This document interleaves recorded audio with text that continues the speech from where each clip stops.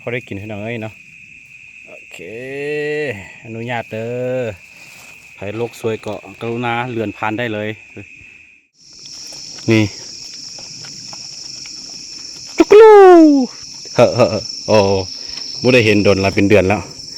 มาให้อาม่าตรงนี้มามาโอ้โอ้นี่เห็นป่ะพระอาทิตย์ตกดินพี่น้องนี่คืออยู่สวนเฮาเลยเดี๋ยวสิพาไปเบิ่งสวนเฮาเห็นป่ะ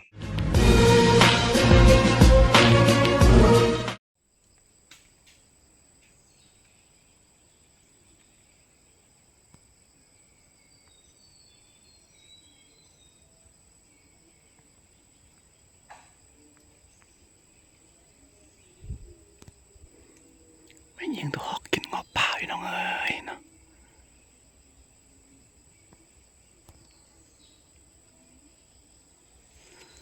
มันมีผลไม้ป่าสองชนิดอยู่ใกล้ๆกันเนี่ยนี่คือต้นงอบป่า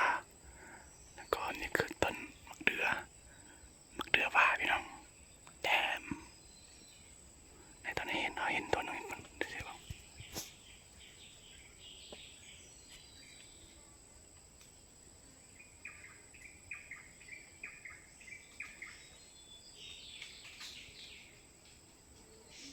มันค่อนข้างไกลพอเห็นทุกคนได้ ได้เห็นงอบป่าตกหล่นมา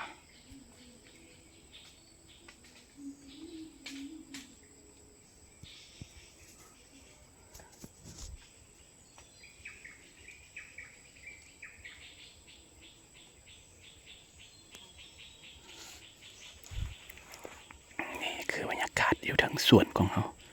สวนเขาอย่างนี้เนาะอันนี้คือโตเดียวทาง16หญ้าวัวเนี่ยได้เห็นปะได้2โต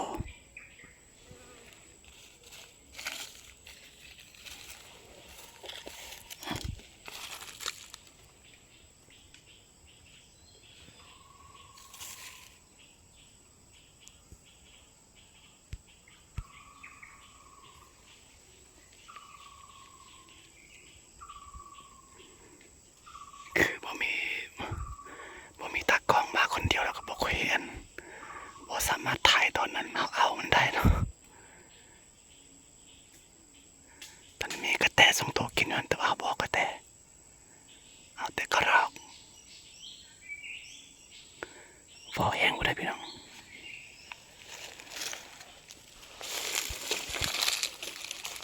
เลือดสุด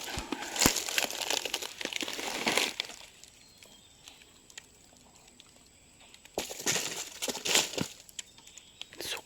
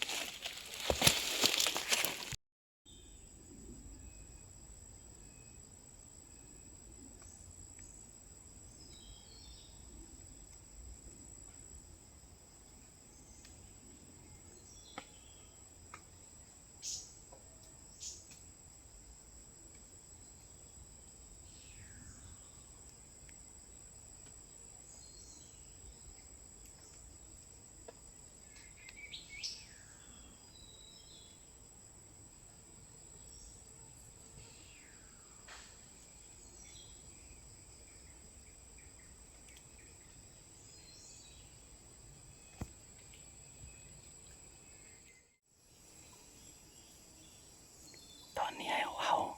รอกระรอกมาอีกจาก2-3โตแล้วจึงกลับบ้านตอนนี้ได้2โตแล้ว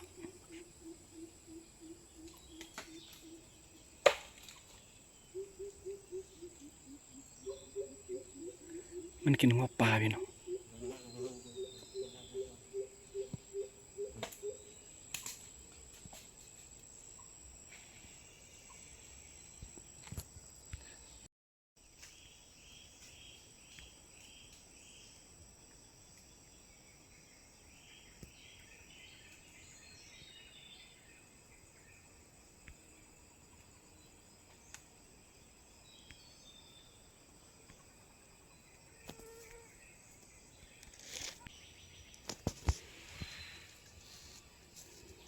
ได้อีกตัวหนึ่งแล้วพี่น้องได้3ตัวแล้วมาว่ากันเด้อพี่น้องเอ้ย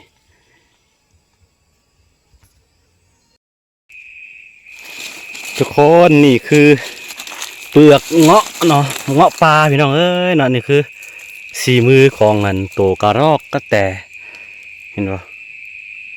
ตอนนี้เขายิงตกมาตัวหนึ่งแต่ว่าซอกไม่เห็น มันบ่ต่างอย่างกับตัวอันเงาะที่เราปลูกอยู่บ้านแต่ว่ามันจะรสชาติของมันจะออกหวานส้มเนาะโอเคตอนนี้เขาหาโอ้ส้มกินเศษเนื้อของกระรอกหากระรอกก่อนตกตัวหนึ่งตกไม่เห็น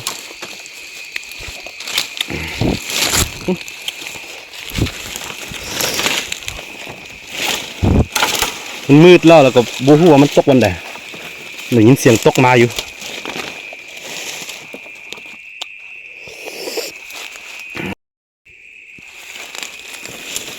ทุกคนตอนนี้เจอแล้ว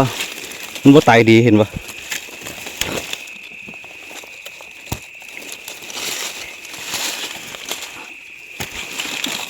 โอ้โอ้ยโอ้ย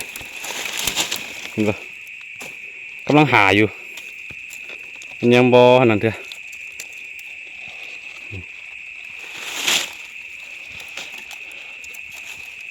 โอ้ยโอ้ยโอ้ยโอ้ย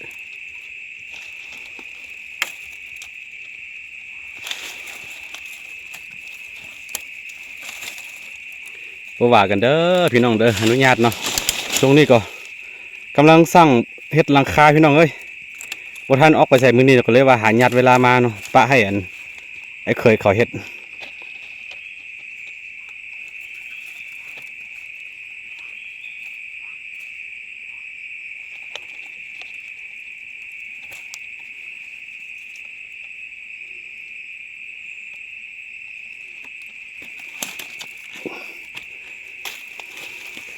มีผู้หากินมีผู้เสียชีวิตมีผู้รอดนี่คือ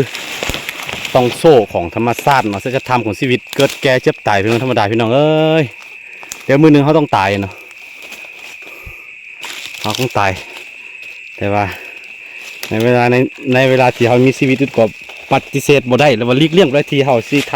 ำสิหาอาหารแบบว่าเลี้ยงประทังชีวิตตัวเองนะอันนี้ก็ว่างว่าสิเข้าใจกันพี่น้องโอเคทุกคนอันนี้เขาสิกลับบ้านกันอ๋อยักขึ้นไปเอาเงาะอยู่แต่ว่ามันส่งหมดเนาะเสาคูเพิ่นมัก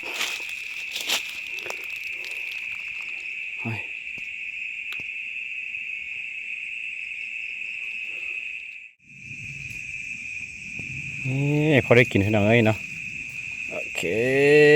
อนุญาตเด้อใครโลกสวยก็กรุณาเลื่อนผ่านได้เลยเนาะผู้ใดมักวิถีชีวิตแบบบ้านๆเนาะเข้าใจวิถีชีวิตหรือว่าคนที่เคยผ่านวิถีชีวิตแบบนี้อาจจะเข้าใจก็สามารถเบิ่งชมได้เด้อพี่น้องเด้อก็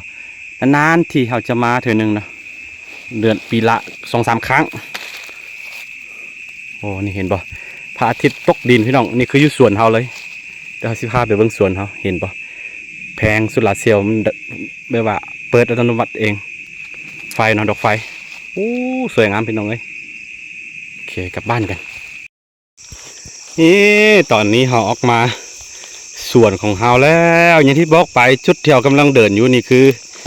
เป็นสวนที่เขาซีปลูกหญ้าเนาะปลูกหญ้าวัวตอนนี้เขาเผาไปแล้วรอท่าให้อันฝนตกมาได้หนึ่งเนาะสิวันหญ้าลูซี่เนาะสิวันหญ้าลูซี่ใส่พูนเห็นบ่ตูบของเขา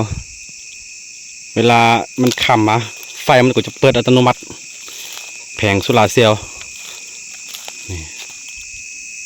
โอ้ยสวยงามเนาะคือชีวิตของเขาก็ซ้ำนี่ทุกคนเลยหลายๆคนเนาะเพราะว่าคนประเทศใดเนาะทั่วโลกนี้พยายามแสวงหาเนาะหรือว่าความสุขความสำเร็จอย่างหลายๆอย่างแต่ว่าสิ่งหนึ่งที่ผู้คนเนาะที่บ่สามารถเฮ็ดได้ก็คือการแสวงหาประสบความสำเร็จทางด้านความสุขเนาะหลายคนต้องการความสุขต้องการความสงบเนาะแต่ว่าน้อยคนสิได้มันมาเนาะกว่าสิได้มันมาต้องแลกบางสิ่งบางอย่างมันไปพี่น้องเอ้ยนี่บ่มีสิ่งใดได้มาพร้อมกันเนาะชีวิตของคน อันนี้แหละเขาจึงกันว่าบ่มีแผนสมบูรณ์แบบพี่น้องบางคนเนาะผู้ที่มีเงินมีทองมากมายไกลกองก็โหยหาชีวิตแบบนี้ก็เป็นไปได้เนาะ บ่ว่ากันคนเฮานี่ความสุขของแต่ละคนมันบ่คือกันนะแต่ว่าแต่ละคนล้วนแล้วแต่ตามหาความสุขทั้งนั้นนะสิ่งที่ดีที่สุดในการตามหาความสุขก็คือฟังเสียงหัวใจตัวเองแล้วถามตัวเองแล้วก็ว่าตัวเองต้องการเป็นอย่างไรก็เฮ็ดตามนั้นพี่น้องเอ้ยนะบ่ว่ากันความมักของแต่ละคนบ่คือกันพี่น้องความสุขของข่อยแบบนี้แหละทุกคนแต่ละมือก็อยู่กับป่าอยู่กับภูอยู่กับครอบครัวอยู่กับคนที่เฮาฮักได้ดูแลคนที่เฮาฮักนี่แหละแค่นี้พี่น้องปล่อยนิดนึงนานๆที่ได้คลิปคือฮู้บ่เฮ็ดผลที่หายไปเป็นเดือนย้อนหยังเฮากำลังเฮ็ดหลังคากำลังตัดหลังคาสั่งเฮือนหอเด้อเนาะเพราะว่าเดี๋ยวน้องออกมาบ่มีบอลอยู่อ่ะนะตอนนี้เมียก็ตั้งท้องแล้วเนาะเกือบ5 เดือนแล้วจำได้ก็มีลูกน้อยออกมาเนาะตอนรับสมาชิกประมาณเดือนตุลาเพิ่นเลยพี่น้องเอ้ยอย่าลืมนะติดตามเรื่องราววิถีชีวิตไปเลยแล้วก็แสงตาที่เห็นป่ะแสงตาที่เห็นนั่นก็คือควายเนาะเขาเลี้ยงควายไว้ตอนแรงแบบนี้เขาก็เสี่ยวเข้าคอกเดี๋ยวสิพาไปเบิ่งพอดีเอาอ้ายเนาะเอาพี่ชายอยู่เวียงมาตัดหลังคาให้2 ผัวเมียเขาแล้วก็มีพี่น้องมาแต่บ้านแต่มายามหลายๆคนมื้อนี้ก็เลยว่าต้องได้ออกมาหากินนี่100 วันพันปีมาเทื่อนึงบ่ว่ากันกล้าว่าสิตัดหลังคาให้มันแล้วปีนี้เนาะให้มั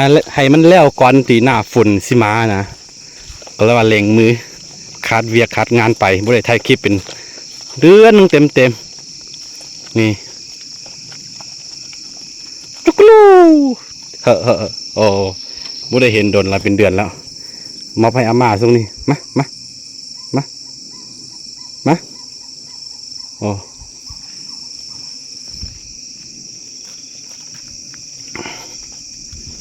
ผลตัวหนึ่งกลับเนอกลับบ้านเนอโอ้เริ่มใหญ่แล้วพี่น้อง ไม่เห็นเดือนหนึ่ง